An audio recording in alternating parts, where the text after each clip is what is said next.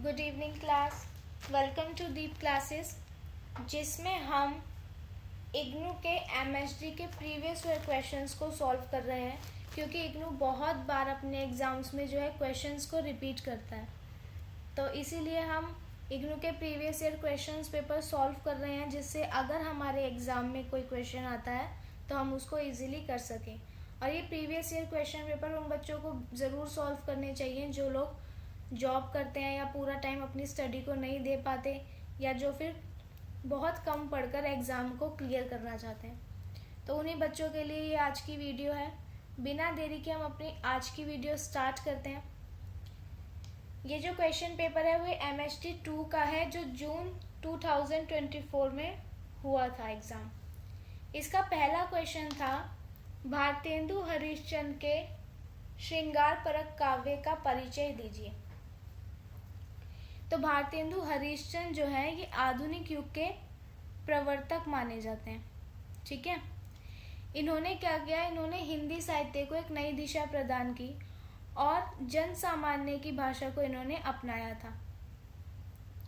इनके काव्य में हमें श्रृंगार, भक्ति, राष्ट्रीयता और सामाजिक चेतना, इन सभी का जो है समन्वय देखने को मिल जाता है। और विशेष रूप से जो है इनके श्रृंगार परक जो काव्य हैं उसमें हमें प्रेम, सौंदर्य, कोमल भावनाओं का जो है उत्कृष्ट चित्रण देखने को मिल जाता है। इनकी कविता की बात करें तो इनकी कविता में जो है अगर हम श्रृंगार रस का प्रयोग देखें तो ये सौंदर्य बोध, प्रेम और माधुर्य इन सभी के संदर्भ में होता है, जिससे इनकी कविता की जो भाषा है वो बहुत कोमल और भावपूर्ण बन जाती है। भारतेंदु हरिश्चंद्र के श्रृंगार परक काव्यों को हम कुछ पॉइंट्स के माध्यम से देखेंगे। सबसे पहले है इसमें श्रृंगार रस की प्रधानता। भारतेंदु जो है ये अपने काव्यों में श्रृंगार रस को बहुत विशेष महत्व देते हैं। इन्होंने प्रेम को केवल सांसारिक आकर्षण तक सीमित नहीं रखा, बल्कि क्या करते हैं, ये आध्यात्मिक ऊंचाइयों तक भी प्रेम को पहुंचाते हैं। इनके काव्य में जो है हमें संयोग और वियोग, इन दोनों ही प्रकार के जो है भावों का चित्रण देखने को मिलता है। संयोग रस की बात करें तो इसमें जो है प्रेम की मधुरता, उल्लास और आनंद, ये सभी हमें चित्रित होता दिखाई देता है। और वियोग रस की बात करें तो इसमें जो प्रेम होता है उस प्रेम में हमें पीड़ा, विरह और तड़प, ये सब देखने को मिलती है। इनके काव्य में जो प्रेम की सौंदर्य चेतना है वो बहुत ही कोमल और मार्मिक रूप से हमारे सामने प्रस्तुत की जाती है। और इनका जो प्रेम है उसमें रस से भरे पदों की जो भावनाएं होती हैं उन्हें हम बहुत तीव्रता और गहराई से देखते हैं। नेक्स्ट पॉइंट है नायिका भेद और सौंदर्य चित्रण। भारतेंदु ने क्या किया, अपने काव्य में नायिका भेद का प्रयोग किया है, जिसमें इन्होंने विभिन्न प्रकार की नायिकाओं के बारे में हमें बताया है। इन्होंने बताया एक स्वकीय नायिका के बारे में और परकीय नायिका के बारे में। स्वकीय नायिका वो होती है जो अपने पति या प्रेमी के प्रति हमेशा ही निष्ठावान रहती है। और परकीय नायिका की बात करें तो ये जो है ये सामाजिक बंधनों से परे होकर जो है प्रेम करती है। इनकी रचनाओं में हमें प्रकृति के माध्यम से सौंदर्य चित्रण भी देखने को मिलता है। भारतेंदु क्या करते हैं, ये अपने काव्यों में फूल, पक्षी, नदी, चंद्रमा, वर्षा, इन सभी के माध्यम से जो है प्रेम की कोमल भावनाओं को प्रस्तुत करते हैं। भारतेंदु की कविताओं में हमें नारी के सौंदर्य, मधुरता का जो चित्रण है वो देखने को मिलता है। और इन्होंने क्या किया, इन्होंने नायिका के सौंदर्य, उनकी भावना और उनकी जो प्रेम की गहन अनुभूति होती है उन्हें अपने काव्य में बहुत कोमलता और भावात्मक गहराई के साथ जो है हमारे सामने प्रस्तुत किया है। तीसरा पॉइंट है प्रकृति और प्रेम का समन्वय। यानी भारतेंदु जो है ये अपने काव्यों में प्रकृति और प्रेम दोनों को ही बहुत सुंदर तरीके से हमें चित्रित करते हुए दिखते हैं। इसके बारे में इन्होंने बताया है, एक तो वसंत ऋतु। तो भारतेंदु जो है ये प्रेम की अभिव्यक्ति के लिए विशेष रूप से वसंत ऋतु का चित्रण प्रयोग करते हैं। फिर है चंद्रमा और रात, जहाँ पे भी भारतेंदु को प्रेम की गहराई व्यक्त करनी होती है वहाँ पे भारतेंदु क्या करते हैं, चंद्रमा और रात का उपयोग करते हुए दिखाई देते हैं। जहाँ पर विरह और मिलन दोनों भावों को व्यक्त करने की बात आती है तो वहाँ पे भारतेंदु अपने काव्य में जो है वर्षा ऋतु के माध्यम से ये हमारे सामने प्रस्तुत करते हैं। भारतेंदु जो है वो ये मानते थे कि प्रकृति और प्रेम जो है वो हमेशा ही एक दूसरे के पूरक हैं, और उन्होंने क्या किया, उन्होंने प्रेम के अतिरिक्त जो भाव होते हैं और सौंदर्य होते हैं उन्हें चित्रित करने के लिए प्रकृति का सहारा लिया अपने काव्य में। फोर्थ पॉइंट है भाषा और शैली। भारतेंदु की भाषा की बात करें तो ये बहुत ही सरल भाषा का प्रयोग करते हैं जो बहुत प्रभावमयी है और बहुत भावात्मक होती है। भारतेंदु अपनी रचनाओं में खड़ी बोली और ब्रजभाषा इन दोनों का ही प्रयोग करते हैं। जहाँ पे भारतेंदु को माधुर्य और कोमलता व्यक्त करनी होती है वहाँ पर ये ब्रजभाषा का प्रयोग कर लेते हैं, और जहाँ इन्हें अपने काव्य में स्पष्टता और प्रभावशीलता दिखानी होती है तो वहाँ ये क्या करते हैं, वहाँ पर भारतेंदु खड़ी बोली का इस्तेमाल करते हैं। अगर अलंकारों के प्रयोग की बात करें तो भारतेंदु के रचनाओं में जो है हमें अलंकार भी दिखाई देते हैं। भारतेंदु अपनी रचनाओं में रूपक, उपमा, अनुप्रास और श्लेष इन सभी अलंकारों का प्रयोग करते हुए दिखाई देते हैं। भारतेंदु की रचनाओं में हमें लयबद्धता और संगीतात्मकता इन दोनों का ही जो है मिश्रण देखने को मिलता है, क्योंकि जो भारतेंदु के पद होते हैं ये अत्यंत गेयता के साथ प्रयोग किए जाते हैं। इसी के साथ भारतेंदु अपने काव्यों में कवित, दोहा, चौपाई और रोला इन सब छंदों का भी प्रयोग करते हुए हमें दिखाई देते हैं। फिफ्थ पॉइंट है प्रेम और सामाजिक चेतना। भारतेंदु ने क्या किया, भारतेंदु ने अपने जो श्रृंगार परक काव्य हैं उनमें न केवल प्रेम का चित्रण किया है बल्कि उनमें भारतेंदु ने सामाजिक चेतना को भी शामिल किया है। भारतेंदु ने अपने काव्य में सामाजिक बंधनों से मुक्त प्रेम को दिखाया है, जिसमें प्रेम जो है वो हमेशा सामाजिक बंधनों से मुक्त रहता है और उसमें जो रूढ़ियाँ होती है उससे भी मुक्त रहता है। प्रेमचंद अपने काव्य में नारी स्वतंत्रता की बात करते हैं। इन्होंने अपने काव्यों में नारियों को जो है स्वतंत्र प्रेम करने का अधिकार दिया है। और सामाजिक सुधार की बात करें तो भारतेंदु ने प्रेम के माध्यम से समाज में सुधार लाने का भी एक प्रयास किया है। भारतेंदु जो है वो प्रेम को केवल क्या कहते हैं व्यक्तिगत भावनाओं तक सीमित नहीं रखते बल्कि उसे सामाजिक संदर्भ में भी देखते हैं। इसका निष्कर्ष देखें तो भारतेंदु का जो श्रृंगार परक काव्य है उसमें हमें सौंदर्य, प्रेम और भावात्मक गहराई इन तीनों का ही मिश्रण देखने को मिलता है। इन्होंने प्रेम को जो है वो केवल सांसारिक आकर्षण तक सीमित नहीं रखा बल्कि प्रेम को भारतेंदु जो है आध्यात्मिक ऊंचाइयों तक लेके गए। भारतेंदु के काव्य में हमें प्रकृति, प्रेम, संयोग और वियोग इन सब का मिश्रण देखने को मिलता है। और भारतेंदु की जो भाषा और शैली है वो भी बहुत अद्भुत प्रयोग करते हैं। भारतेंदु का जो काव्य है वो केवल श्रृंगार की प्रतिरूप नहीं है बल्कि वो क्या करते हैं, वो समाज के प्रति जागरूकता और प्रेम की गहराई का भी प्रतीक है। भारतेंदु का जो श्रृंगार परक काव्य है उसने क्या किया, हिंदी साहित्य को एक नई ऊंचाइयों तक ले जाने का काम किया। नेक्स्ट क्वेश्चन देखें, मैथिली शरण गुप्त के काव्य में मूल स्वर का विवेचन कीजिए। मैथिली शरण गुप्त की बात करें तो मैथिली शरण गुप्त का जो है बहुत सम्मानजनक स्थान है हिंदी साहित्य में। मैथिली शरण गुप्त को राष्ट्रीय कवि भी कहा जाता है क्योंकि इन्होंने क्या किया, इन्होंने साहित्य को राष्ट्रीय चेतना, नारी जागरण, सामाजिक सुधार और सांस्कृतिक गौरव इन सभी से ओतप्रोत किया है। इनके काव्य में अगर हम देखें तो भारतीय संस्कृति का गौरव गान देखने को मिलता है। इनके काव्य में हमें सामाजिक सुधार भी देखने को मिलता है। वहीं हमें नारी सशक्तिकरण और राष्ट्रीय चेतना भी हमें मैथिली शरण गुप्त के काव्यों में देखने को मिलती है। मैथिली शरण गुप्त ने क्या किया, इन्होंने साहित्य में खड़ी बोली का प्रयोग किया और ये अपने काव्य में सामाजिक यथार्थ और आदर्शवाद इन दोनों का ही सुंदर समन्वय हमारे सामने प्रस्तुत करते हैं। मैथिली शरण गुप्त के काव्य के मूल स्वर की बात करें तो इन्हें हम कुछ पॉइंट्स के माध्यम से समझते हैं।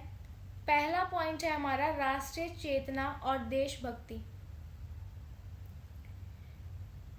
ठीक है, तो मैथिली शरण गुप्त के काव्य में हमें राष्ट्रीय चेतना और देशभक्ति दोनों का ही प्रयोग देखने को मिलता है।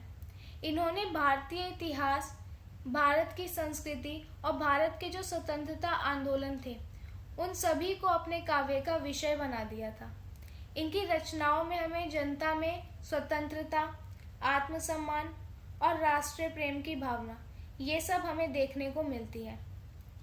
अगर हम मैथिली शरण गुप्त की प्रसिद्ध रचना की बात करें तो वो है भारत भारती। भारत भारती में मैथिली शरण गुप्त ने क्या किया, राष्ट्रीय चेतना का बहुत ही अद्भुत चित्रण हमारे सामने प्रस्तुत किया था। ये जो काव्य है ये भारतीय स्वतंत्रता संग्राम के सेनानियों को प्रेरित करने के उद्देश्य से मैथिली शरण गुप्त ने लिखा था। नेक्स्ट पॉइंट देखें, नारी जागरण और नारी सशक्तिकरण। मैथिली शरण गुप्त ने अपने काव्य में नारी जागरण और नारी सशक्तिकरण इन दोनों को ही महत्व दिया है। इन्होंने नारी को केवल सौंदर्य और प्रेम का विषय नहीं माना, बल्कि ये मानते थे नारी को सशक्त, स्वतंत्र और समाज सुधारक के रूप में। इनकी बहुत प्रसिद्ध रचनाएं, एक तो है साकेत और एक है सीता और इनकी जो बहुत प्रसिद्ध रचना है वो है साकेत। तो मैथिली शरण गुप्त ने क्या किया, साकेत में सीता और उर्मिला के चरित्र को दिखाया है और इन्हीं के चरित्रों के माध्यम से मैथिली शरण गुप्त ने नारी शक्ति और उनकी मानसिकता का जो प्रभावशाली चित्रण है वो प्रस्तुत किया है। इन्होंने साकेत में दिखाया कि जो नारी है वो केवल पुरुषों की संगिनी नहीं है, बल्कि नारी उनके बराबर भागीदार होती है। तीसरा पॉइंट देखें, सामाजिक सुधार और मानवतावाद। मैथिली शरण गुप्त के काव्य में हमने अभी तक देखा नारी शक्ति और राष्ट्रीय प्रेम। तो इनका जो काव्य था वो केवल इन्हीं तक सीमित नहीं था, इसके साथ ही ये अपने काव्य में सामाजिक सुधार की भावना को भी दिखाते थे। इन्होंने क्या किया, जो समाज में कुरीतियां फैली हुई थी, अंधविश्वास था, जातिवाद था और छुआछूत जैसी जो समस्याएं थी, इन सभी पर मैथिली शरण गुप्त ने जो है रचनाएं की थी। इनकी एक रचना है अंजलि। इसमें मैथिली शरण गुप्त ने समाज को जागरूक करने की प्रेरणा दी। इन्होंने समाज में जो फैली रूढ़िवादिता थी उसको चुनौती दी थी इस रचना में और एक प्रगतिशील दृष्टिकोण अपनाने की आवश्यकता पर जोर दिया था। फोर्थ पॉइंट है भारतीय संस्कृति और गौरवगान। मैथिली शरण के काव्य में हमें गौरवगान भी देखने को मिलता है और भारतीय संस्कृति भी देखने को मिलती है। इन्होंने भारतीय धर्म को, भारत की परंपराओं को और भारत के जो सांस्कृतिक मूल्य थे उनको, इन सभी को अपने काव्य में प्रतिष्ठित किया था। इन्होंने अपने काव्य के माध्यम से समाज को आत्मगौरव और संस्कृति के प्रति प्रेम की प्रेरणा दी थी। मैथिली शरण गुप्त की एक प्रसिद्ध रचना है जय भारत। इसमें मैथिली शरण गुप्त ने भारतीय संस्कृति की महिमा का वर्णन किया है और इन्होंने राम, कृष्ण, बुद्ध और अन्य जो महान व्यक्ति थे उनकी महिमा को इसमें दर्शाया है। फिफ्थ पॉइंट देखें, मैथिली शरण गुप्त की भाषा और शैली। तो मैथिली शरण गुप्त जो थे वो बहुत ही सरल भाषा का प्रयोग करते थे। इन्होंने अपनी काव्य में खड़ी बोली को स्थान दिया था। मैथिली शरण गुप्त की जो भाषा थी वो बहुत प्रभावमयी थी और बहुत प्रभावशाली थी। इनकी भाषा की बात करें तो इनकी भाषा में आ जाता है खड़ी बोली हिंदी का प्रयोग। तो इन्होंने अपने साहित्य में जो है खड़ी बोली का प्रयोग किया। मैथिली शरण की जो भाषा थी वो बहुत सरल और स्पष्ट थी। इन्होंने भी अपनी रचना में अलंकारों का प्रयोग किया। साथ ही इनकी भाषा संगीतात्मकता और लयबद्ध थी और इन्होंने दोहा, चौपाई, कवित और रोला इन सभी का अपनी रचनाओं में प्रयोग किया था। मैथिली शरण गुप्त की बात करें तो इनके काव्य में हमें सामाजिक सुधार, नारी जागरण, राष्ट्रीयता, भारतीय संस्कृति ये सभी कुछ देखने को मिल जाता है। मैथिली शरण गुप्त ने हिंदी साहित्य को नव जागरण और सामाजिक चेतना से भर दिया था। इनके काव्य में हमें देशभक्ति, समाज सुधार, नारी सशक्तिकरण और भारतीय संस्कृति ये सभी कुछ देखने को मिल जाता है। इनकी जो रचनाएं हैं वो आज भी भारतीय समाज और साहित्य के लिए प्रेरणादायक बनी हुई है। मैथिली शरण गुप्त जो है हिंदी साहित्य को नव जागरण और राष्ट्रीय चेतना से भर देने वाले थे। ठीक है, और उन्होंने जन सामान्य की भाषा को अपने काव्यों में अपनाया। इनके काव्यों ने हिंदी साहित्य को एक नई दिशा दी, जिसमें साहित्य जो था वो केवल मनोरंजन के लिए प्रयोग नहीं होता था, बल्कि साहित्य का प्रयोग समाज सुधार के लिए और राष्ट्रीय जागरूकता को सशक्त माध्यम बनाने के लिए इन्होंने किया। नेक्स्ट क्वेश्चन है हमारा, जयशंकर प्रसाद के काव्यों में अंतर्निहित आधुनिकता बोध का विवेचन कीजिए। जयशंकर प्रसाद की बात करें तो ये छायावाद के प्रमुख कवि हैं। इन्होंने हिंदी कविता को एक नई दिशा दी।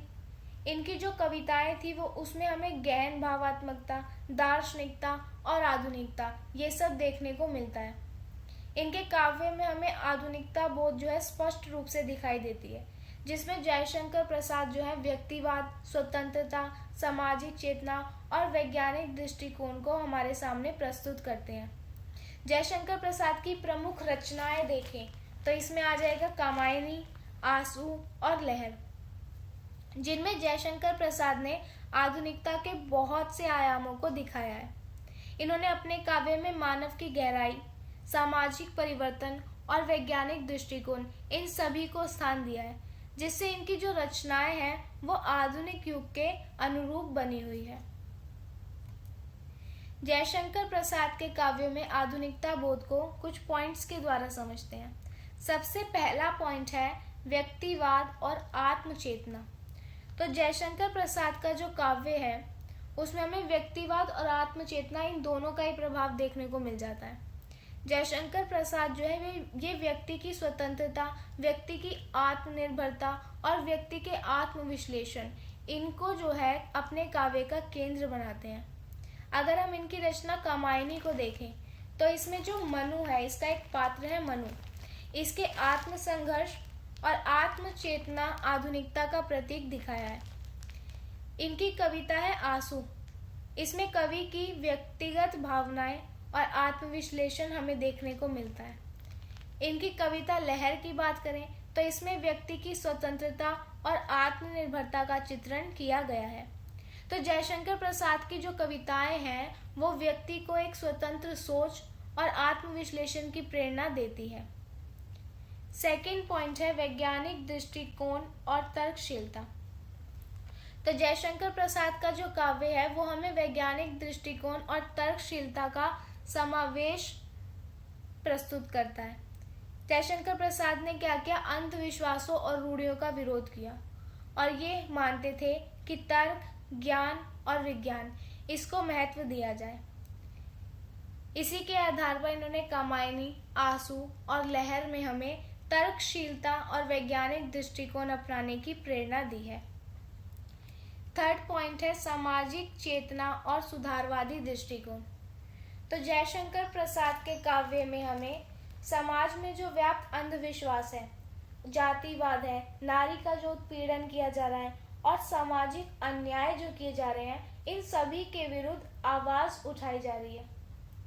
जैसे कामायनी में नारी सशक्तिकरण और सामाजिक सुधार की भावना देखने को मिल जाती है। आंसू की बात करें तो इसमें समाज की वास्तविकताओं को दिखाया गया है और लहर की बात करें तो इसमें सामाजिक परिवर्तन और जागरूकता को चित्रित किया गया है। ठीक है, तो जयशंकर प्रसाद की जो कविताएं हैं वो हमें नव जागरण और सुधार इन दोनों की प्रेरणा देती है। चौथा पॉइंट है नारी सशक्तिकरण और स्वतंत्रता। तो जयशंकर प्रसाद के काव्य में हमें ये दोनों ही बहुत प्रबल रूप से देखने को मिल जाते हैं। जयशंकर प्रसाद ने क्या किया, इन्होंने नारी को केवल सौंदर्य और प्रेम का विषय नहीं माना था, बल्कि ये नारी को सशक्त, स्वतंत्र और समाज सुधारक के रूप में देखते थे। ठीक है, इनकी रचनाओं की बात करें तो ये हमें कामायनी, आंसू और लहर में देखने को मिल जाता है, जहाँ पर ये नारी की स्वतंत्रता और आत्मनिर्भरता की बात करते हैं। जैसे कामायनी में इन्होंने श्रद्धा और इरा के माध्यम से हमें नारी शक्ति का चित्रण दिखाया है। वहीं आंसू की बात करें तो इसमें हमें नारी की स्वतंत्रता और आत्मनिर्भरता देखने को मिल जाती है। और इनकी रचनाएं लहर उसको देखें तो ये जो है हमें नारी जागरण और सशक्तिकरण का संदेश देती हैं। इसका 5th पॉइंट है भारतीय संस्कृति और आधुनिकता का समन्वय। तो जयशंकर प्रसाद अपने काव्य में हमें भारतीय संस्कृति और आधुनिकता इन दोनों का ही समन्वय दिखाते हैं। इन्होंने क्या किया, भारतीय परंपराओं को आधुनिक दृष्टिकोण से देखा और हमारे सामने नवीनता और वैज्ञानिकता से जोड़कर प्रस्तुत किया। जैसे इन्होंने कमायनी में क्या किया, इन्होंने भारतीय दर्शन और आधुनिकता का समन्वय दिखा दिया। वही आंसू में इन्होंने भारतीय जीवन मूल्य और आधुनिकता दृष्टिकोण से भारतीय जीवन मूल्यों को प्रस्तुत कर दिया। वही लहर की बात करें तो लहर में इन्होंने भारतीय संस्कृति और आधुनिकता इन दोनों का संतुलन कर दिया। तो इनकी कविताओं में हमें भारतीय संस्कृति की आधुनिकता और वैज्ञानिकता से जोड़ने की प्रेरणा मिलती है। निष्कर्ष के रूप में देखें तो जयशंकर प्रसाद का जो काव्य है ये व्यक्तिवाद, वैज्ञानिक दृष्टिकोण, सामाजिक चेतना, भारतीय संस्कृति और नारी सशक्तिकरण इन सब का अद्भुत समन्वय है। इन्होंने हिंदी साहित्य में क्या किया, आधुनिकता और नव जागरण को बढ़ दिया और इनके काव्य में हमें स्वतंत्रता, आत्मचेतना, तर्कशीलता और सामाजिक सुधार इन सभी का चित्रण देखने को मिलता है। इनकी जो रचनाएं हैं वो आज भी भारतीय समाज और साहित्य के लिए प्रेरणादायक बनी हुई है। इन्होंने हिंदी साहित्य को नव जागरण और आधुनिकता से भर दिया और उसे जन समाने की भाषा बना दिया। नेक्स्ट क्वेश्चन है हमारा, सूर्यकांत त्रिपाठी निराला की कविताओं में प्रयोगशीलता पर प्रकाश डालिए। सूर्यकांत त्रिपाठी निराला की बात करें तो ये छायावाद के प्रमुख कवि हैं और छायावाद के प्रमुख कवि जो हैं वो 4 माने जाते हैं: जयशंकर प्रसाद, सूर्यकांत त्रिपाठी निराला, सुमित्रा नंदन पंत और महादेवी वर्मा। ये चारों कवि जो हैं ये छायावाद के प्रमुख स्तंभ में आते हैं। उसमें से एक है सूर्यकांत त्रिपाठी निराला और ये निराला जो है ये प्रयोगशीलता और नवाचार के लिए जाने जाते हैं। इन्होंने क्या किया, कविता को छंद मुक्त कर दिया, भाव प्रधान और सामाजिक चेतना से ओतप्रोत करके इन्होंने कविताएं बनाई। इनके काव्य की बात करें तो इनकी भाषा, शैली, विषय वस्तु और छंद इनके स्तर पर अनेक प्रयोग हमें देखने को मिल जाते हैं। ठीक है, और ये एक क्रांतिकारी कवि के रूप में स्थापित हुए हैं। निराला ने क्या किया, अपने काव्यों में जो परंपरागत रूढ़ियां थी उन्हें तोड़ दिया और अपने काव्य में नवीनता का समावेश दिखा दिया। इन्होंने छंदमुक्त कविता की, प्रतीकात्मकता, सामाजिक यथार्थ और व्यक्तिवाद को अपनाया, जिससे इनकी कविताएं जो है हिंदी साहित्य में आधुनिकता और प्रयोगशीलता का प्रतीक बन गई। निराला की कविताओं में प्रयोगशीलता को हम कुछ पॉइंट्स के माध्यम से समझते हैं। सबसे पहले है छंदमुक्त कविता का प्रयोग, यानी कि निराला ने क्या किया, अपनी कविताओं को छंदों से मुक्त कर दिया। तो निराला जो है वो हिंदी में छंदमुक्त कविता के प्रवर्तक माने जाते हैं। निराला ने परंपरागत छंदबद्ध कविता से हटकर मुक्त छंद को अपनाया, जिससे इनकी जो कविता है वो स्वतंत्रता और सहजता के साथ सामने आई। इनकी जो महत्वपूर्ण रचनाएं हैं उसमें आ जाएगा राम की शक्ति पूजा, वह तोड़ती पत्थर और सरोज स्मृति। इसमें इन्होंने क्या किया, राम की शक्ति पूजा में जो है छंदमुक्त शैली का प्रयोग किया। तोड़ती पत्थर में भी मुक्त छंद के माध्यम से इन्होंने सामाजिक यथार्थ को प्रस्तुत किया था। और जो सरोज स्मृति है इसमें निराला ने भावात्मक गहराई को छंदमुक्त शैली में व्यक्त किया है। तो इससे हमें देखने को मिलता है कि निराला जो है वो साहित्य में नवीनता और स्वतंत्रता का प्रतीक प्रस्तुत करते हैं। सेकंड पॉइंट है भाषा और शैली में नवीनता। निराला की जो हिंदी कविता थी वो संस्कृत निष्ठ भाषा से मुक्त हो गई थी और इन्होंने क्या किया, इसके स्थान पर बहुत सहज और जो बोलचाल की भाषा थी जो उस समय जनता के द्वारा बोलचाल में बहुत प्रचलित थी उसे अपने काव्य में प्रयोग किया। ठीक है, निराला ने क्या किया, निराला ने अपनी कविताओं में प्राकृतिक चित्रण प्रस्तुत किया। इन्होंने प्रतीकात्मकता अपने काव्यों में लाई, यानी कि प्रतीकों के माध्यम से बहुत गहरी गहरी बातों को व्यक्त कर देते थे। और निराला ने अपने काव्यों में भावों को प्रधानता दी। तो इनकी जो भाषा है वो बहुत सरल है, प्रभावमयी है और प्रभावशाली है। थर्ड पॉइंट है सामाजिक यथार्थ और जन चेतना। तो निराला की कविताओं में सिर्फ हमें सौंदर्य और भावनाएं देखने को नहीं मिलती, बल्कि इसके साथ साथ निराला सामाजिक यथार्थ और जन चेतना को भी प्रस्तुत करते हैं। निराला की कविता है तोड़ती पत्थर। इस कविता में निराला ने जो है श्रमिक वर्ग की पीड़ा को प्रस्तुत किया है। वहीं इनकी कविता है भिक्षुक, जिसमें ये समाज का जो शोषित वर्ग है उसकी स्थिति को चित्रित करते दिखाई देते हैं। इनकी तीसरी कविता देखें कुकुरमुत्ता, तो इसमें ये सामाजिक विडंबनाओं को जनता के सामने उजागर करते हैं। इन कविताओं के माध्यम से हमें पता लगता है कि जो निराला का काव्य है वो समाज को जागरूक और संवेदनशील बनाने का कार्य करता है। नेक्स्ट पॉइंट है व्यक्तिवाद और आत्मचेतना। तो निराला के काव्य में हमें इन दोनों का ही प्रभाव देखने को मिलता है। इन्होंने क्या किया, इन्होंने व्यक्ति की स्वतंत्रता, उसकी आत्मनिर्भरता और उसके आत्मविश्लेषण को अपने काव्य का केंद्र बना दिया। ये सब हमें निराला की रचनाओं में देखने को मिलता है। निराला की रचना एक सरोज स्मृति, ठीक है, इसमें इन्होंने क्या किया, अपनी व्यक्तिगत भावनाओं और अपने आत्मसंघर्ष को प्रस्तुत किया। निराला की एक कविता काव्य है राम की शक्ति पूजा। इसमें निराला ने आत्मचेतना और संघर्ष का चित्रण किया है।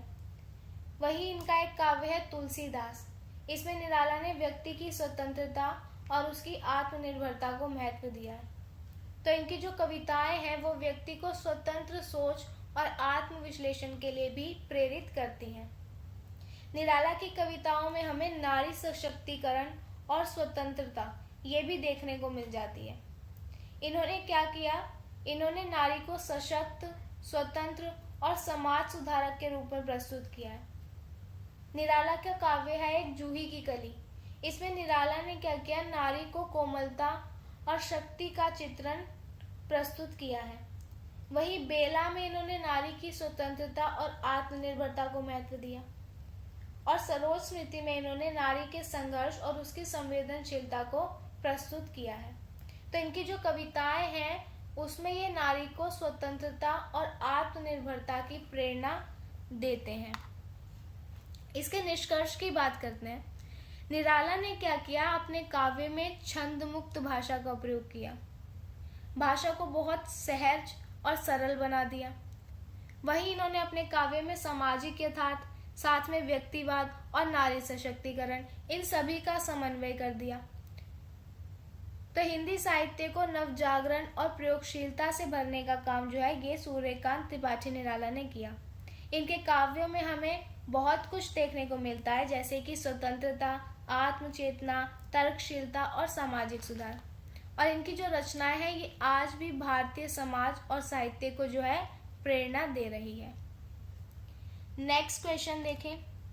महादेवी वर्मा की कविताओं में अभिव्यक्त वेदना भाव की चर्चा कीजिए। महादेवी वर्मा भी निराला की तरह ही छायावाद की प्रमुख साहित्यकार हैं। महादेवी वर्मा की बात करें तो इनकी कविताओं में हमें वेदना, करुणा, आत्मसंघर्ष और आध्यात्मिकता ये सब देखने को मिल जाता है। वेदना इनके काव्य का सबसे ज्यादा मूल स्वर है, जो कि व्यक्तिगत, सामाजिक और आध्यात्मिक इन तीनों ही स्तर पर अभिव्यक्त होता है। इनकी जो कविताएं हैं उसमें हमें विरह, आत्म पीड़ा और ईश्वर की खोज ये सभी देखने को मिलती है। महादेवी वर्मा का जो काव्य है वो केवल व्यक्तिगत पीड़ा तक सीमित नहीं था, बल्कि ये क्या करती थी, ये अपने काव्य में सामाजिक वेदना, नारी की पीड़ा और आध्यात्मिक जो उत्कर्ष होता है उन सभी का समावेश करती हुई हमें दिखाई देती है। इनकी जो कविताएं हैं, इनकी कविताओं में वेदना केवल दुख नहीं होता, बल्कि इनकी कविता में वेदना जो है वो गहन अनुभूति और आत्मबोध का भी प्रतीक है। महादेवी वर्मा की कविताओं में वेदना भाव की बात करें तो कुछ पॉइंट्स के माध्यम से हम इन्हें समझते हैं। महादेवी वर्मा की कविताओं में जो है हमें व्यक्तिगत वेदना दिखाई देती है और वो भी जो है मुख्यतः वियोग जनित। इनके जो काव्य हैं इनमें हमें प्रेमी का बिंब एक लौकिक प्रेमी का नहीं बल्कि एक अदृश्य, अलौकिक और दिव्य प्रेमी का प्रतीत होता है। यह प्रेमी जो है ये उनकी आत्मा का प्रियतम है जो उनसे दूर है। महादेवी वर्मा की एक प्रमुख कविता है मैं नीर भरी दुख की बदली। इसमें महादेवी वर्मा ने वेदना का गहन चित्रण प्रस्तुत किया है। ठीक है, मैं नीर भरी दुख की बदली कविता की कुछ लाइनें यहाँ दिखाई गई हैं। यह है मैं नीर भरी दुख की बदली, स्पर्श तुम्हारा पाकर हंस दी, पीड़ा में सुख की कला ढली। तो ये जो कविता है ये महादेवी वर्मा की आंतरिक पीड़ा और उनकी विरह वेदना को प्रस्तुत करती है। सेकंड पॉइंट है वियोग की वेदना। तो महादेवी वर्मा की जो कविताएं हैं उसमें हमें वियोग की वेदना देखने को मिलती है। इनका जो प्रियतम है वो अज्ञात है और अदृश्य है, जो सर्वत्र होते हुए भी दृष्टिगत नहीं है। इनकी कविता है एक तुम्हें मैं खोजती दुख से सनी मधुमास की रातों में। इसमें हमें वियोग की पीड़ा दिखाई देती है और वियोग की जो वेदना है ये इनके काव्यों की आत्मा है जो कि अलौकिक प्रेम और आत्म संघर्ष को दर्शाती है। महादेवी वर्मा ने अपनी कविताओं में जो है आध्यात्मिक वेदना को भी स्थान दिया है। ये जो वेदना है आध्यात्मिक वेदना ये आत्मा और परमात्मा के मिलन की अधूरी चाह से उत्पन्न होती है। इनकी कविता है तेरे दुख भी अपनी छाया कर मेरे आंसू में खार। इसमें जो है ईश्वर के प्रति समर्पण और उससे मिलने की जो उत्कृष्ट इच्छा है इसे महादेवी वर्मा ने स्पष्ट किया है। और इनकी जो आध्यात्मिक वेदना है वो इनकी कविताओं को बहुत दार्शनिक गहराई प्रदान करती है। नेक्स्ट है दार्शनिक वेदना। महादेवी वर्मा ने अपने काव्यों में सिर्फ आध्यात्मिक वेदना ही नहीं बल्कि दार्शनिक वेदना, सामाजिक वेदना इन सबको भी शामिल किया है। इनका जो काव्य है वो संसार की क्षण भंगुरता, जीवन की अनिश्चितता और मृत्यु के अनिवार्य सत्य को भी हमारे सामने उद्घाटित करती है। इनकी कविता है यह मृदुल मुस्कान लज्जित अर्चना की थक द्रुत विलीनता में ही सबका जीवन विलय। इसमें जो है जीवन की अस्थिरता और क्षणिकता को मार्मिकता से महादेवी वर्मा ने व्यक्त किया है। और ये जो दार्शनिक वेदना है ये इनकी कविता को विशिष्ट ऊंचाई जो है प्रदान करती है। सामाजिक वेदना की बात करें तो इन्होंने अपने समय की जो सामाजिक परिस्थितियां थी उनको अपने काव्य में जगह दे दी। ये समाज में जो व्याप्त दुख था, उस टाइम जो शोषण चल रहा था, निर्धनता थी और जो अन्याय हो रहे थे, ये उन सबके प्रति संवेदनशील थी जो इन्होंने अपनी कविता को माध्यम बनाकर प्रस्तुत किया। इनकी कविता है जो तुम आ जाते एक बार। इस कविता में इन्होंने सामाजिक वेदना का चित्रण किया है और इनकी जो सामाजिक वेदना है वो मानवता के प्रति सहानुभूति और करुणा का रूप जो है प्रस्तुत करती है। निष्कर्ष की बात करते हैं। महादेवी वर्मा का जो काव्य है उसमें हमें वेदना, करुणा, आत्मसंघर्ष और आध्यात्मिकता ये सभी कुछ देखने को मिलता है। इनकी कविताओं में हमें विरह, आत्मपीड़ा, ईश्वर की खोज और सामाजिक जो वेदना होती है ये देखने को मिलती है। इनकी रचनाएं जो है वो आज भी भारतीय साहित्य और समाज के लिए प्रेरणादायक है और ये बहुत भावात्मक गहराई प्रदान करती है। नेक्स्ट क्वेश्चन है हमारा, नागार्जुन के रचना विधान की विशेषताओं पर प्रकाश डालिए। तो ये देखते हैं। नागार्जुन जो है ये प्रगतिवादी युग के प्रमुख कवि में आते हैं और इन्हें ही हम बाबा नागार्जुन के नाम से भी जानते हैं। इनकी जो रचनाएं हैं उसमें हमें सामाजिक यथार्थ, जन चेतना और व्यंग्य सब कुछ देखने को मिलता है।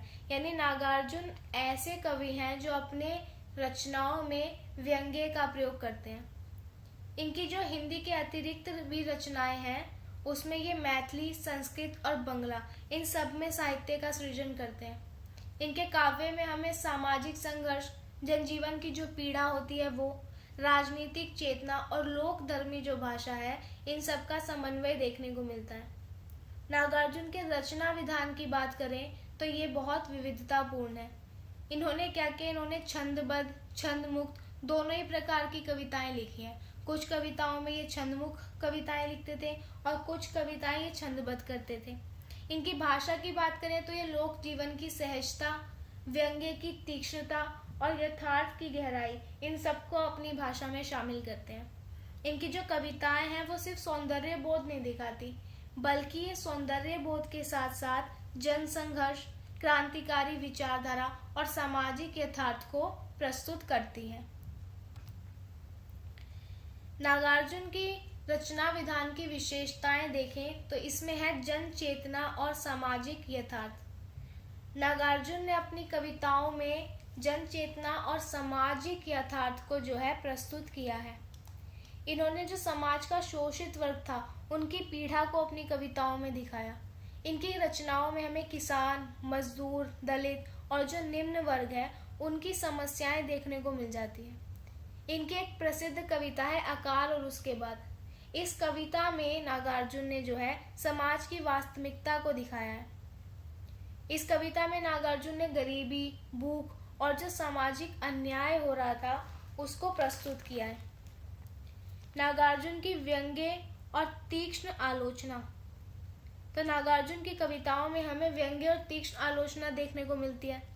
नागार्जुन क्या करते हैं, समाज की विसंगतियों, राजनीतिक भ्रष्टाचार और शासकों की जो नीतियां होती हैं उन पर बहुत तीखा व्यंग्य करते हैं। इनकी एक कविता है हरिजन गाथा। इस कविता में नागार्जुन ने सामाजिक अन्याय और जातिगत भेदभाव पर व्यंग्य किया है और इन्होंने अपनी कविताओं में सत्ता के दंभ, नेताओं की अवसरवादिता और समाज की जो रूढ़ियां हैं उन सभी पर प्रहार किया है। नेक्स्ट है लोक धर्मी भाषा और शैली। तो नागार्जुन की जो भाषा है वो लोक धर्मी और सहज है।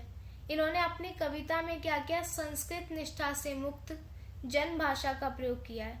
यानी ये अपनी कविताओं में संस्कृत निष्ठ शब्दों का प्रयोग नहीं करते बल्कि जनता की भाषा का प्रयोग करते हैं। इनकी जो भाषा है उसमें हमें खड़ी बोली, मैथिली, भोजपुरी और लोक जीवन की सहजता ये सब देखने को मिलती है। इनकी एक कविता है बादल को घिरते देखा है। इस कविता में नागार्जुन ने लोक जीवन की भाषा का प्रयोग किया है जो कि बहुत सौंदर्य और अद्भुत है। नागार्जुन ने जो है अपने काव्य में बहुत से छंदों और शैलियों का भी प्रयोग किया है।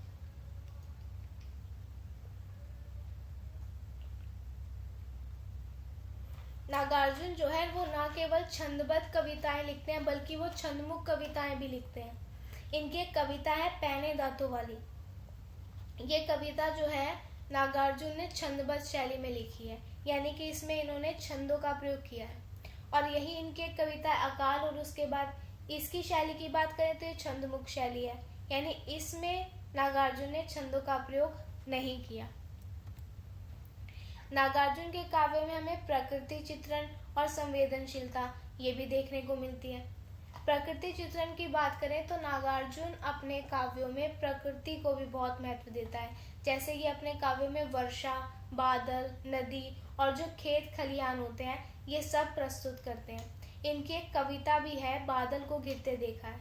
इसमें नागार्जुन ने जो प्रकृति का सौंदर्य है उसको प्रस्तुत किया है। निष्कर्ष की बात करें तो नागार्जुन का जो रचना विधान है वो लोक धर्मी भाषा, विविध छंदों, जन चेतना और सामाजिक यथार्थ, साथ ही साथ व्यंग्य, इन सब का समन्वय है। इन्होंने जो है साहित्य को सामाजिक संघर्ष, जन संघर्ष और क्रांतिकारी विचारधारा के साथ जोड़कर उनका गहन चित्रण किया है। नेक्स्ट देखें, फैंटेसी की दृष्टि से मुक्तिबोध के काव्य सौंदर्य का विश्लेषण कीजिए। मुक्तिबोध का जो पूरा नाम है वो गजानन माधव मुक्तिबोध है और ये जो है हिंदी साहित्य के प्रगतिशील और प्रयोगधर्मी कवियों में आते हैं। इनके काव्य में हमें फैंटेसी देखने को मिलती है। फैंटेसी का अर्थ होता है कल्पना, यानी कि ये अपने काव्य में कल्पना का प्रयोग करते हैं। और कल्पना यानी फैंटेसी जो है वो मुक्ति बोध की रचनाओं की विशेषता है। मुक्ति बोध की कविताओं में हमें यथार्थ और कल्पना दोनों का ही प्रयोग देखने को मिलता है। कहीं पर ये यथार्थ विवरण देते हैं और कहीं पर ये कल्पनात्मक विवरण देते हैं। फैंटेसी का जो प्रयोग है वो मुक्ति बोध के काव्य में केवल कल्पना या स्वप्नों के रूप में नहीं होता, बल्कि ये क्या करते हैं, गहरी सामाजिक, राजनीतिक और अस्तित्वगत चिंताओं को व्यक्त करने के लिए भी फैंटेसी का प्रयोग करते हैं। ये फैंटेसी का प्रयोग करके जो है जटिल सामाजिक यथार्थ को भी एक नए दृष्टिकोण से प्रस्तुत कर देते हैं, जिससे पाठकों को ये अलग अनुभव प्रदान करता है। मुक्ति बोध के काव्य में फैंटेसी के स्वरूप की बात करें तो इसमें सबसे पहले आ जाएगा फैंटेसी और यथार्थ का संयोग। यानी कि ये जो है मुक्ति बोध वे कल्पना के माध्यम से तो सामाजिक विडंबनाओं, यथार्थ षड्यंत्रों और व्यक्ति के आत्मसंघर्ष को व्यक्त करते ही हैं, बल्कि ये साथ ही साथ यथार्थ के माध्यम से भी प्रयोग करते हैं। मुक्ति बोध की एक कविता है अंधेरे में, ये जो है फैंटेसी का सर्वश्रेष्ठ उदाहरण है। इन्होंने इस कविता में क्या किया, एक अज्ञात भय, संघर्ष और आत्मविश्लेषण को फैंटेसी के माध्यम से प्रस्तुत किया। फिर मुक्ति बोध ने सेकंड चीज देखें तो है प्रतीकात्मकता और मिथकीय संदर्भ। इसको अपनी कविताओं में स्थान दिया। मुक्ति बोध क्या करते हैं, ये मिथकों, रूपकों और प्रतीकों के माध्यम से अपने विचार प्रस्तुत करते हैं। मुक्ति बोध की एक कविता है ब्रह्म राक्षस। इसमें जो ब्रह्म राक्षस है, तो ब्रह्म राक्षस का जो प्रतीक है, ये एक ऐसा व्यक्ति है जो ज्ञान और चेतना से भरा हुआ है, लेकिन फिर भी वो क्या करता है, समाज उसको जो है अस्वीकार कर देता है। आगे देखते हैं। थर्ड पॉइंट है आत्मसंघर्ष और अस्तित्ववादी दृष्टिकोण। तो मुक्ति बोध की कविताओं में हमें आत्मसंघर्ष और व्यक्तिवादी दृष्टिकोण देखने को मिलता है। मुक्ति बोध व्यक्ति के जो आंतरिक द्वंद्व होते हैं और सामाजिक उसमें जो बदलाव आता है, ये जो आत्मविश्लेषण होता है, इन सभी को फैंटेसी के माध्यम से प्रस्तुत कर देते हैं। इसका उदाहरण देखें तो इनकी कविता है अंधेरे में। इस कविता में मुक्ति बोध ने व्यक्ति के आत्मसंघर्ष और उसकी सामाजिक विडंबना को बहुत गहराई से प्रस्तुत किया है। फोर्थ पॉइंट है राजनीतिक चेतना और क्रांतिकारी विचारधारा। तो मुक्ति बोध की कविताओं में हमें सिर्फ सौंदर्य और कल्पना देखने को नहीं मिलती। यहीं तक इनका जो क्या कहते हैं कविताएं हैं ये समाप्त नहीं हो जाती, बल्कि इनकी कविताओं में हमें क्रांतिकारी विचारधारा और राजनीतिक चेतना, इनका भी समन्वय सौंदर्य और कल्पना के साथ देखने को मिलता है। इन्होंने क्या किया, इन्होंने नेताओं की जो अवसरवादिता होती है और समाज में जो रूढ़ियां हैं, साथ ही साथ सत्ता के जो दंभ है, इन्हें अपनी रचनाओं में शामिल किया और इन पर बहुत तीखा प्रहार भी किया है। इसका एग्जाम्पल है मुक्ति बोध की कविता चमक की चिंगारियां। इस कविता में मुक्ति बोध ने जो राजनीतिक षड्यंत्र होते हैं और जो सामाजिक अन्याय है, इन दोनों को ही फैंटेसी के माध्यम से प्रस्तुत किया है। फिफ्थ पॉइंट है भाषा और शैली में नवीनता। मुक्ति बोध की बात करें तो मुक्ति बोध की जो भाषा है वो प्रतीकात्मक, बिंबात्मक और गूढ़ भाषा है। ये अपनी कविताओं में नवीनता और प्रयोगशीलता लेकर आते हैं। प्रतीकात्मकता की बात करें तो ये अपनी कविताओं में प्रतीकों का प्रयोग करते हैं। बिंबात्मकता की बात करें तो इनकी भाषा में हमें बिंबों का बहुत प्रभावशाली प्रयोग देखने को मिलता है। गूढ़ता और दार्शनिकता की बात करें तो इनकी कविताएं गूढ़ता और दार्शनिकता से भरपूर होती है। तो मुक्ति बोध का जो काव्य है वो प्रतीकात्मकता, आत्मसंघर्ष, फैंटेसी, सामाजिक यथार्थ और राजनीतिक चेतना, इन सभी का मिश्रण है।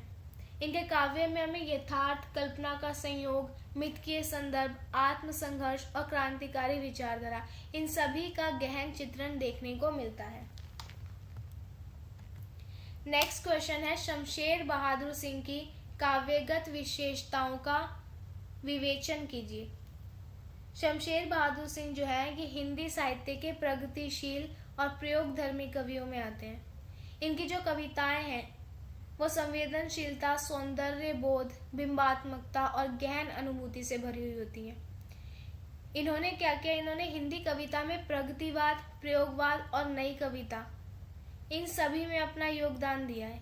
इनकी जो रचनाएं हैं वो सामाजिक यथार्थ, मानवीय संवेदना और सौंदर्य बोध, इन सभी का समन्वय प्रस्तुत करती हैं। शमशेर बहादुर सिंह की कविता में हमें प्रगतिशील चेतना, गहरी भावात्मकता, चित्रात्मकता और संगीतात्मकता, ये सब कुछ देखने को मिल जाता है। इनकी भाषा की बात करें तो ये संस्कृत, उर्दू और हिंदी, इन तीनों का ही सुंदर मिश्रण हमारे सामने प्रस्तुत करते हैं, जिससे इनकी जो कविताएं हैं वो बहुत प्रभावशाली बन जाती है। इनकी काव्यगत विशेषताओं की बात करें तो इसमें पहला पॉइंट आप लिखोगे प्रगतिशील चेतना और जनवादी दृष्टिकोण। शमशेर की जो कविताएं हैं उसमें समाज की जो वास्तविकता होती है उसको स्थान दिया गया है। शमशेर अपनी कविताओं में जन सामान्य की जो पीड़ा होती है, जनता का जो संघर्ष होता है और जनता की जो आशाएं होती है, इन सभी को शमशेर ने अपनी कविताओं में स्थान दिया है। इसका एग्जाम्पल देखें तो शमशेर ने कविता लिखी काल तुझसे होड़ है मेरी। इस कविता में शमशेर ने प्रगतिशील चेतना को चित्रित किया है। दूसरा पॉइंट है सौंदर्य बोध और चित्रात्मकता। शमशेर ने क्या किया, शब्दों के माध्यम से चित्र उकेरने शुरू किए और इसमें ये बहुत कुशल थे। इसी का प्रयोग ये अपनी कविताओं में करते थे, जिससे क्या होता था, पाठकों के सामने इनकी जो कविताएं हैं वो एक चित्र के माध्यम से प्रस्तुत हो जाती थी। इसका एग्जाम्पल हम देख सकते हैं, शमशेर की एक कविता है बात बोलेगी। इससे बात बोलेगी जो कविता है, इसमें हमें चित्रात्मकता और सौंदर्य बोध, इसका समन्वय देखने को मिलता है, जो कि पाठकों को बहुत पसंद आता है। तीसरा पॉइंट है बिंबात्मकता और प्रतीकात्मकता। शमशेर ने क्या किया, इन्होंने बिंबों और प्रतीकों का अपनी भावनाओं और विचारों को व्यक्त करने के लिए प्रयोग किया। इनकी कविता है चुका भी हूं नहीं में। इस कविता में शमशेर ने प्रतीकात्मकता और बिंबात्मकता को प्रभावशाली रूप में प्रयोग किया है। शमशेर की भाषा शैली की बात करें तो शमशेर ने अपनी भाषा में प्रतीकात्मक, बिंबात्मक और गूढ़ भाषा का प्रयोग किया है, जो कि इनकी कविता को नवीनता और प्रयोगशीलता प्रदान करती है। शमशेर की भाषा की विशेषताएं देखें तो ये अपनी रचनाओं में संस्कृत, उर्दू और हिंदी, इन तीनों ही भाषाओं का मिश्रण प्रस्तुत करते हैं और अपनी कविता को ये प्रतीकों के माध्यम से प्रस्तुत करते हैं। साथ ही ये कविताओं में बिंबों का प्रयोग करते हैं। शमशेर की रचनाओं में हमें संगीतात्मकता और लयबद्धता भी देखने को मिलती है। इनकी जो कविताएं होती है वो संगीत की तरह बहुत प्रभावमयी होती है। शमशेर ने कविता लिखी इतने पास अपने। इस कविता में हमें संगीतात्मकता और लयबद्धता देखने को मिल जाती है। शमशेर सिंह के काव्य के निष्कर्ष को देखें तो शमशेर ने क्या किया, प्रगतिशील चेतना, सौंदर्य बोध, चित्रात्मकता और बिंबात्मकता, साथ ही साथ संगीतात्मकता को अपने काव्य में दिखाया है। इनके काव्य में हमें यथार्थ और कल्पना का संयोग तो देखने को मिलता ही है, साथ ही ये हमें आत्मसंघर्ष और क्रांतिकारी विचारधारा भी प्रस्तुत करते हैं। इसी के साथ हमारा आज का वीडियो यहीं समाप्त होता है। वीडियो पसंद आया हो तो वीडियो को लाइक एंड शेयर जरूर करें और चैनल को सब्सक्राइब करें। अब हम मिलते हैं अपने नेक्स्ट वीडियो में, जिसमें हम एक दूसरे क्वेश्चंस पेपर को सॉल्व करेंगे। तब तक के लिए थैंक यू।